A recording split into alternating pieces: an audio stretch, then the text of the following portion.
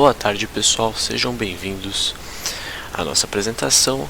Hoje iremos esmiuçar um pouco para vocês sobre a água para geração de vapor. Bom, primeiramente vou me apresentar e apresentar o nosso grupo. Eu sou Ricardo Bock Camargo, temos aqui comigo Jéssica Rosman Marques, João Pedro Panisson e Karine Friso, na disciplina de Operações Unitárias 2, do nosso curso de Engenharia Química. Aqui temos um breve sumário do que está por vir, dividido em 3 tópicos: a água para geração de vapor, o tratamento externo e o tratamento interno. Então, ao final dessa nossa apresentação, a ideia a ser passada é o porquê de tratar a água, quais os problemas causados nas caldeiras pela falta do tratamento dessa água, e também vamos explicar um pouco mais sobre os tratamentos externos feitos e os tratamentos internos, ok? Então, boa apresentação, pessoal. Espero que a gente consiga ajudar ao máximo vocês aí, ok? Muito obrigado. Pode começar, Jéssica. Eu sou a Jéssica e eu vou falar um pouco sobre o porquê que tem que tratar a água antes dela ir para a caldeira. Então, por que deve se tratar a água? Os fatores que fazem com que, tenha que fazer isso. Então, para impedir a formação de incrustações, remover adequadamente os sólidos sedimentados, evitar a ocorrência de corrosão e minimizar o arraste de água da caldeira. Uma porque a água contém muitas impurezas, No caso, vou citar aqui algumas que seriam os carbonatos, os cloretos, ferro, a matéria orgânica, o oxigênio CO2, os silicatos, os sólidos, os sulfatos, dentre outros que podem então trazer problemas futuramente. Então aqui a gente tem uma delas, que é a incrustação. Quais são as causas da incrustação? Então, o que causa a incrustação? Então, depósitos de cálcio e magnésio, ferro, sílica e manganês que atuam como ligantes, a perda de calor, então, transferidos na interface gases-água, que reduz a vida, então, dessa caldeira, a deficiência no controle de qualidade da água da caldeira, no que tange a dureza, Então, um efeito isolante é a redução do rendimento da caldeira e o superaquecimento dos tubos e da fornalha. Então, como que a gente pode evitar com que isso aconteça?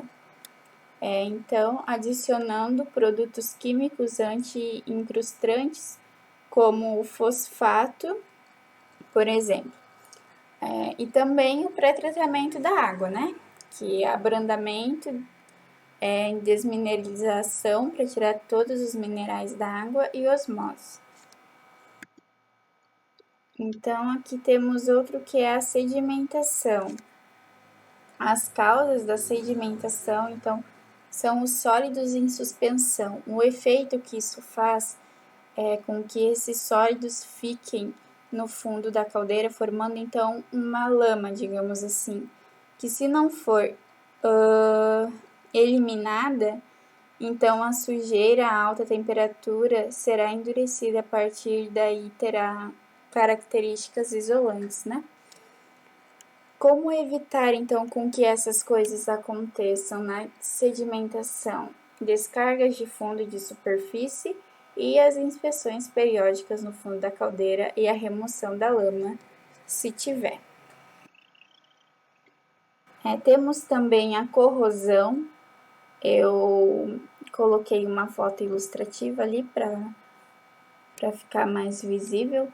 Então, as causas da corrosão, para a formação da corrosão, é a presença de oxigênio na água, a corrosão generalizada, que vem a ser por conta do baixo pH da água, a contaminação por cobre e níquel, que é a galvânica, sais de sódio de sódio a alta temperatura, que é então sobre o depósito, né, dos sólidos, a fragilização por hidrogênio, que vem a ser a cáustica, e a reutilização também do condensado contaminado, que vai fazer com que essa corrosão ocorra também. Né? Uma das causas também é, então, a reutilização do condensado. E os efeitos que isso faz, os efeitos negativos, então, é a perda de espessura das chapas e tubos e a redução drástica da vida útil dessa caldeira. E como que a gente pode evitar isso? Então, eliminando o oxigênio da água através, então, do sulfito, da hidrazina e do desaerador, e também controlando o pH com a soda cáustica, um exemplo.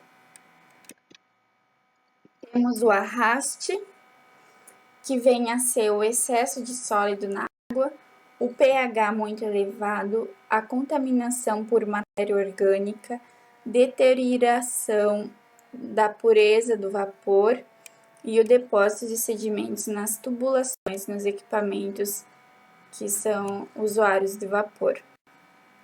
E também os efeitos, então, vem essa contaminação do produto, que vai estar em contato com o vapor dentro desta caldeira, os depósitos na seção pós-caldeira, a erosão nas tubulações do vapor, danos às turbinas e queda, então, na eficiência dos trocadores e serpentinas. Como a gente pode evitar que o arraste aconteça, então? Mantendo sempre as concentrações de sólidos totais e a alcalinidade dentro dos limites, não permitindo, então, que o pH da água fique acima do limite especificado. Também adicionando anti-espumantes, controlando a contaminação do condensado e a operação adequada sem picos de consumo e flutuações de níquel. Aqui é a Karine e vou falar dos tipos de tratamentos. Primeiramente vamos ter os tratamentos externos, em seguida os tratamentos internos. E com base no que foi falado anteriormente, os motivos pelo qual deve ser tratada essa água para geração de vapor, é que pode gerar alguns danos, como corrosão, entre outros, como citados anteriormente pela Jéssica.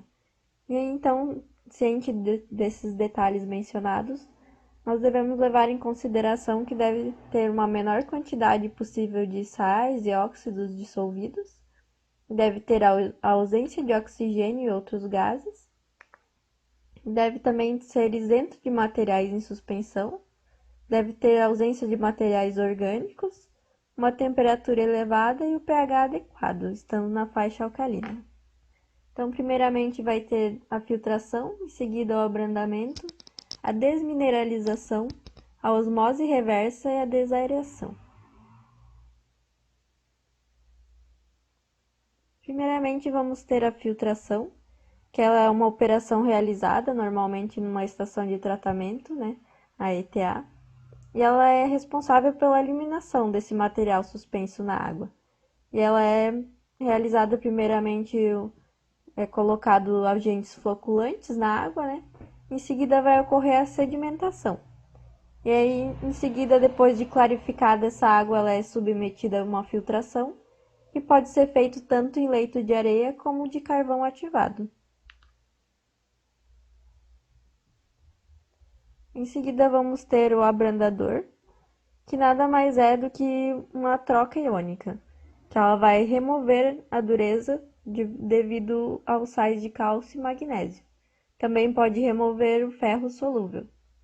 E faz o uso de resinas de troca iônica, com íons de sódio ou de hidrogênio, e que após a saturação do leito, ela é feita uma regeneração com cloreto de sódio ou com ácido clorídrico.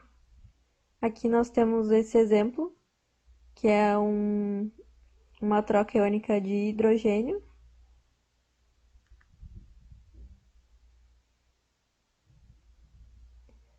E ela vai fazer o uso dessas resinas com a troca iônica, E aí, nesse esquema a gente pode observar.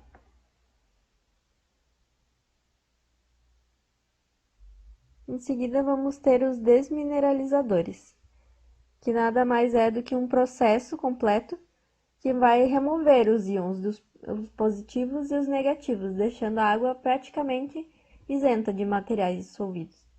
Ela é capaz de remover também as sílicas, silicatos, além de carbonatos, sulfatos e até os cloretos. Após a saturação do leito, vai ser feita a regeneração com soda, né? Com NaOH.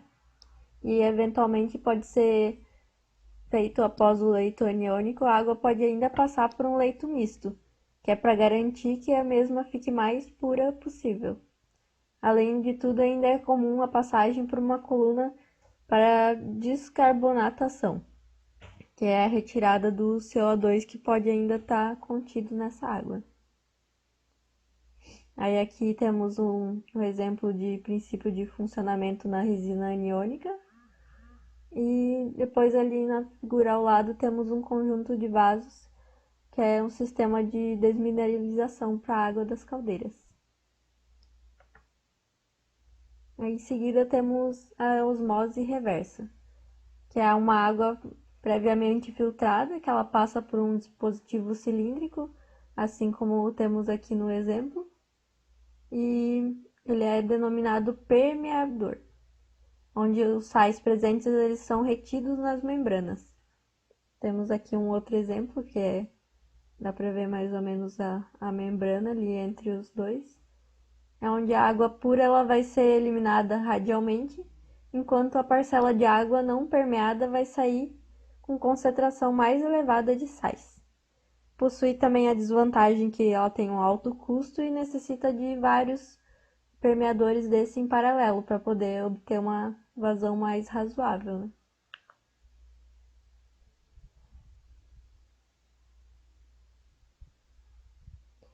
E por fim, temos a desaeração, que nada mais é do que aquecer a água e em seguida vai resfriar novamente, para que o oxigênio e o CO2 dissolvido na água eles possam ser, né, removidos, porque devido à alta temperatura vai fazer com que a solubilidade dos gases na água vai diminuir, fazendo com que fique mais difícil para eles se manterem, né, dissolvidos na água. Outro fator também que vai afetar diretamente é a pressão, ou seja, quanto menor for essa pressão, vai diminuir também a capacidade dos gases de se manterem nessa água. E aí, por fim, temos aqui um esqueminha para representar como que acontece isso. Aqui saindo, entra o vapor, e aí saindo os gases, e então a água indo para a caldeira somente sem oxigênio nem dióxido de carbono. É isso. Bom, eu sou o João Pedro e eu vou apresentar um pouco do tratamento interno da água de caldeira, que é uma das etapas, né, juntamente com o tratamento externo. Bom, eu vou dar uma pequena resumida sobre a água de caldeira e outros assuntos que já foram abordados no restante do vídeo, porque é importante eu dar uma introduzida melhor para compreender o tratamento interno, né? Bom, falando um pouco da água, assim, que vai ser utilizada na caldeira, que a gente chama de água de caldeira, ela vai ser a água que vai depois ser transformada em vapor e vai ser utilizado no processo desejado, né? Vai ter lá na empresa uma caldeira e esse vapor vai ser destinado para algum processo, né? Segundo Sarev e Martielli, essa água ela pode vir de diversos lugares, né? Como rios, lagos, represas, poços artesianos, águas da rede. A gente sabe que cada lugar vai ser uma água diferente, né? A gente sabe que determinados lugares tem substâncias em proporções diferentes. Umas vai ter mais sais, outras vão ter menos. Então, a gente precisa ter um controle de todas as substâncias presentes na água para a gente saber se vai implicar no nosso processo, né? Isso pode ser danoso, pode causar corrosão, pode causar depósitos ou incrustações, também arraste e espumação. E quando a gente fala de danos em uma caldeira, a gente fala em afetar todo um processo de uma indústria, talvez, e também botar em risco, né, todos os colaboradores que estão trabalhando naquela empresa, né, porque se há um aumento de pressão causado por todas essas incrustações ou todos esses danos, pode haver uma explosão ou outro acidente causado por esses danos, podem ser letais para os colaboradores que lá trabalham. Então, é questão de segurança também, não só do processo, ter um controle de tudo o que vai participar do nosso processo, porque isso pode implicar diretamente em várias questões. Por isso é importante ter um controle da nossa água. Bom, há parâmetros que vão dizer a qualidade da água que vai ser utilizada na geração de vapor, né? São parâmetros físicos e químicos. No caso dos físicos, eles vai avaliar a cor e a turbidez. Já nos parâmetros químicos, ele vai avaliar pH, alcalinidade, dureza, cloretos, oxigênio dissolvido, gás carbônico, sulfatos, sulfitos, fosfatos, sílica, ferro, manganês e sólidos presentes. Esses parâmetros eles são importantes, como eu já tinha descrito anteriormente. Se eu não tenho um controle de tudo isso, danos poderão ser causados ao meu equipamento, e a gente não quer causar isso, né, porque eu vou poder ter uma série de problemas no meu processo, né, então isso eu vou estar perdendo dinheiro, vou estar gastando energia que não precisava gastar, ou realmente estar botando em risco os colaboradores que estão trabalhando naquela empresa. Então, precisa ter um controle. Bom, também há um tratamento primário, né? O Zolini falou que tratamentos primários são todos os processos físico-químicos a que é submetida a água para modificar seus parâmetros de qualidade, tornando-as com características que atendam às especificações e padrões solicitados por normas específicas, né? A gente sabe que tem normas para todos os processos e caldeiras não é diferente, né? A gente precisa atender a legislação, porque é importante, para não, como eu já tinha falado anteriormente, né, todas essas questões de risco e também de realmente atender as especificações do meu equipamento também, para não precisar estar gastando dinheiro de várzea. Bom, agora falando especificamente da minha parte, que é o tratamento interno, Macia disse, né, que o primeiro método utilizado para corrigir as impurezas provenientes da água de alimentação foi um tratamento químico, né? Ou seja, compostos químicos eram aplicados na minha água de caldeira para corrigir as determinadas impurezas que eu não queria que tivesse no meu processo, né, na minha água. Esses agentes químicos eles combatiam todos aqueles danos que eu comentei antes, né, como a corrosão, a incrustação e os demais. Já a Zolini falou que os métodos de tratamento interno de água eles são desenvolvidos através de uma formulação combinada, né, de fosfatos, dispersantes poliacrílicos, sulfitos, quelantes, aminas voláteis, hidrazinas e antiespumantes.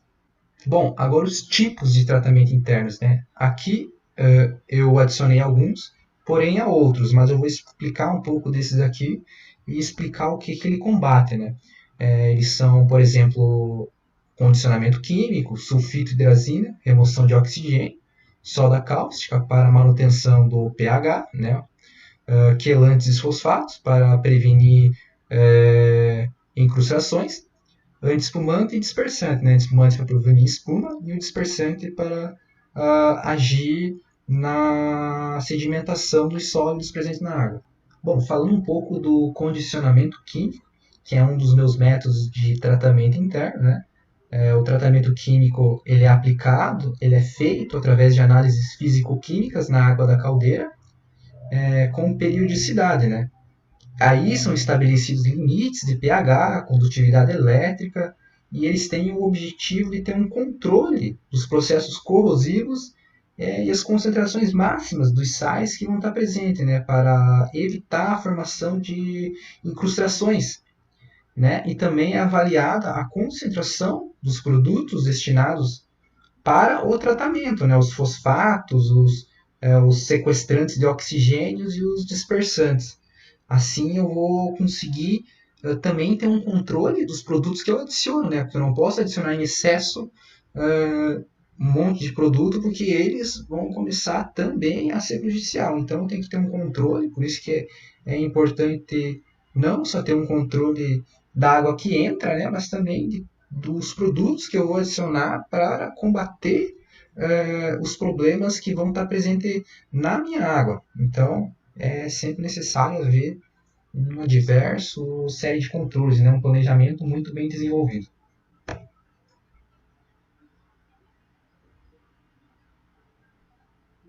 Bom, a desaeração química, né, que é basicamente sequestrar o oxigênio, né, remover o oxigênio, é um dos meios mais simples e eficientes para combater a corrosão, né, nas caldeiras. Ela remove o oxigênio presente na água, né, é muito básico. Não havendo oxigênio, né, não vai ter receptor para os elétrons que são provenientes do ferro. Assim o ciclo não vai se completar, né? Portanto, grande parte da atenção é voltada para a remoção do oxigênio. A maioria dos processos vai ser muito interessante eu remover a maior quantidade de oxigênio possível, né? Como eu já falei, para evitar a corrosão na minha caldeira.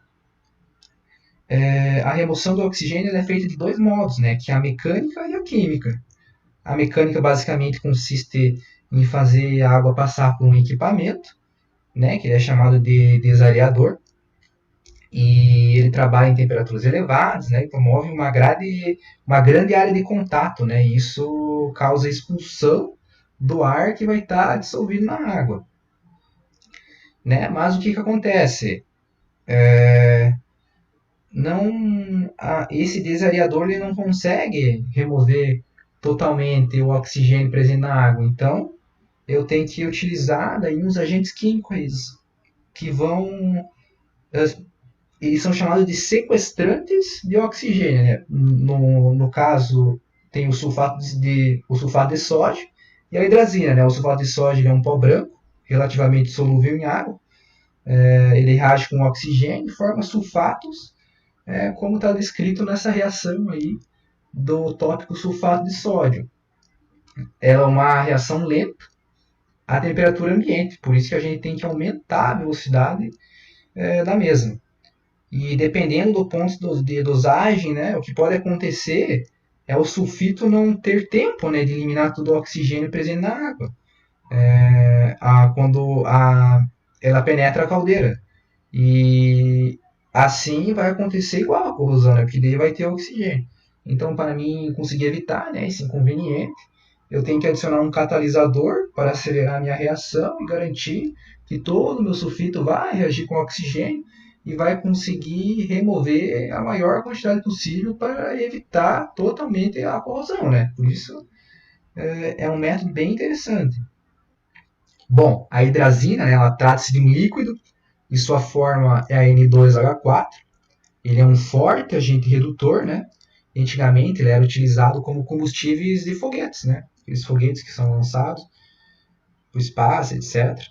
E ele reage com o oxigênio e forma nitrogênio e água, de acordo com a reação descrita ali a primeira equação descrita no tópico da hidrazina. Ali. Bom, tal como o sulfito, a velocidade da reação também é lenta. Então deve também utilizar um catalisador para acelerar essa reação. Mas a hidrazina, diferente do sulfito, né, ela tem uma vantagem, ela não forma sólidos na caldeira. Então ela é recomendada para unidades de médias e altas pressões. Além da sequestração de oxigênio, por ser um forte agente redutor, a hidrazina é capaz de promover também a transformação do óxido férrico, né, em óxido ferro 4. Ou seja, o óxido de ferro é convertido em óxido de ferro 4 pela hidrazina, né, que é um forte agente redutor.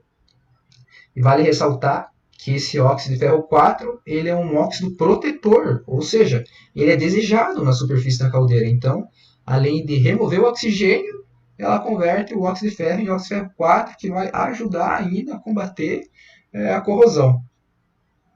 Bom, a soda cáustica era é utilizada para manter a alcalinidade da água, né? Ou seja, diminuir a acidez. Porém, o excesso de NaOH pode também ocasionar danos, como eu tinha comentado antes, sobre todos esses agentes químicos que a gente utiliza. Tem que ser em dosagem correta, né? Não é só adicionar. Então, o que acontece, né? Muita quantidade de íons H+, né? Uma concentração alta, que é proveniente do NaOH, né? Que é utilizado para manutenção do pH, ele, nas camadas de líquidos próximos à parede dos tubos, a concentração é bem superior, né? É diferente do anterior, que está cheio de líquido fluindo ali.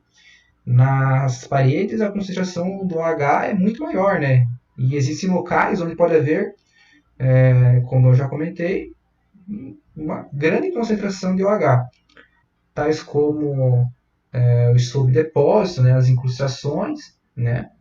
Essas partes realmente na parede da caldeira, em locais que são submetidos a fluxo de calor muito alto, né? Como ocorre quando a chama atinge os tubos.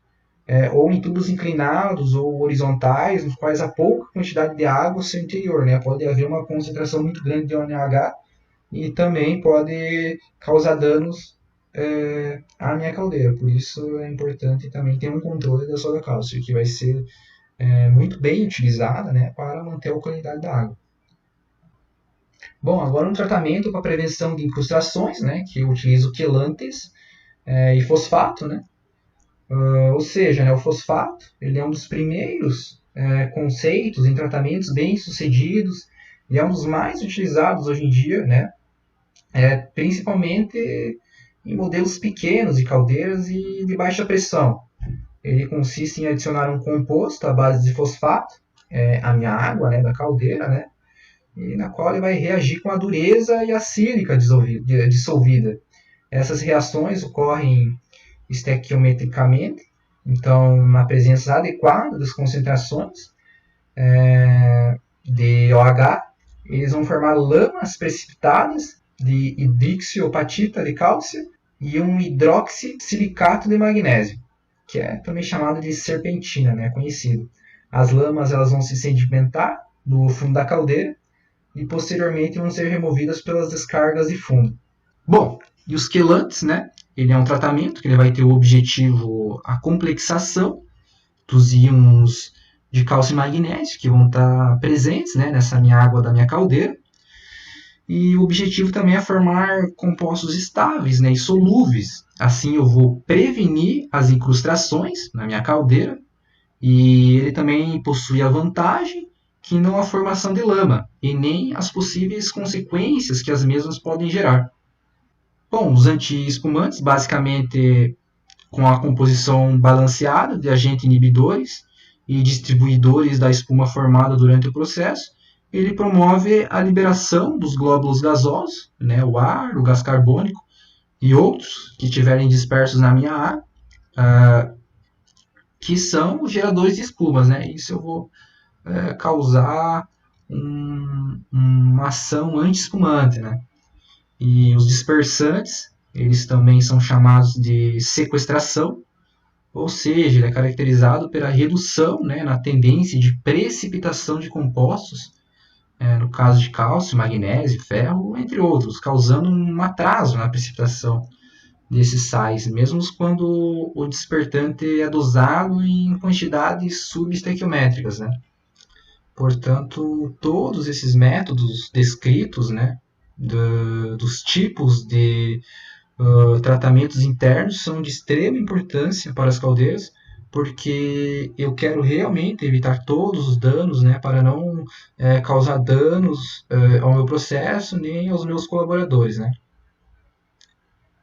E vale lembrar, né, que todos essas etapas, esses processos devem ser monitorados por alguém capacitado, né, que pode ser um engenheiro químico, né, que vai estar lá avaliando a situação, fazendo todo um plano, né, para a minha caldeira, e ele pode sim estar monitorando todos esses processos e todos esses agentes que vão combater o dano à minha caldeira, né? Por isso que é importante ter alguém capacitado que vai saber conduzir esse processo de manutenção da minha caldeira e também de preservação da mesma, né? Para evitar gastos e também para uma questão de segurança dos colaboradores e para manter o meu processo funcionando corretamente. Now the world